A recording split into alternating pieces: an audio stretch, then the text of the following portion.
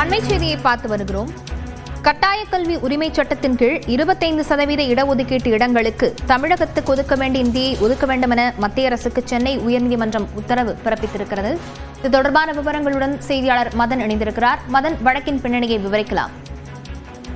கட்டாய கல்வி உரிமை சட்டத்தின்படி தனியார் பள்ளிகளில் ஏழை மாணவர்களுக்கான அந்த 25% இடஒதுக்கீட்டிற்கான மாணவர் சேர்க்கை இந்த ஆண்டு இதுவரைக்கும் துவங்கவில்லை என்று தெரிவித்து கோவையை சேர்ந்த ஈஸ்வரன் அவர் சென்னை உயர்நீதிமன்றத்தில் இந்த ஒரு வழக்கை தாக்கல் செய்தார்.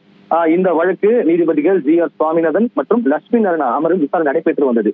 அதாவது கல்வி உரிமை சட்டத்தின் கீழ் 25% இடஒதுக்கீட்டு இடங்களுக்கு தமிழகத்துக்கு ஒதுக்க வேண்டிய நிதி குறித்து ஏன் இதற்கும் இந்த நிதி ஒதுக்கவில்லை என்பது குறித்தும் இந்த விவரங்களை சமர்ப்பிக்க வேண்டும் என்று ஏற்கனவே மத்திய அரசுக்கும் உயர்நீதிமன்றம் உத்தரவிட்டது.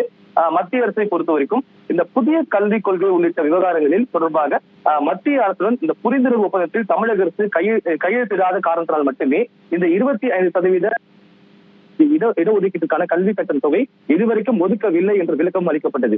அது மட்டும் இல்லாமல் நாடு முழுவதும் பல மாநிலங்கள் இந்த ஒப்பந்தத்தில் கையெழுத்துள்ளார்கள். ஆனால் தமிழக அரசு மட்டும் இந்த கையெழுத்திடவில்லை என்றும் ஒரு தெரிவிக்கப்பட்டது.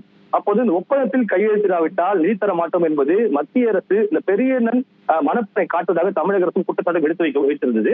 இந்த நிலையில் தான் இந்த வழக்கில் இன்று நீதிபதிகள் தீர்ப்பை வழங்கியுள்ளார்கள். அதன்படி இந்த கட்டாய கல்வி உரிமை சட்டத்தின் கீழ் 25% இடஒதுக்கீட்டிற்கான இடங்களுக்கு தமிழகத்திற்கு ஒதுக்க வேண்டிய அந்த நிதியை ஒதுக்கு தொடர்பாக பரிசீலிக்க வேண்டும் என்று தற்போது மத்திய அரசுக்கு சென்னை உயர்நீதிமன்றம் உத்தரவு பிறப்பித்துள்ளது.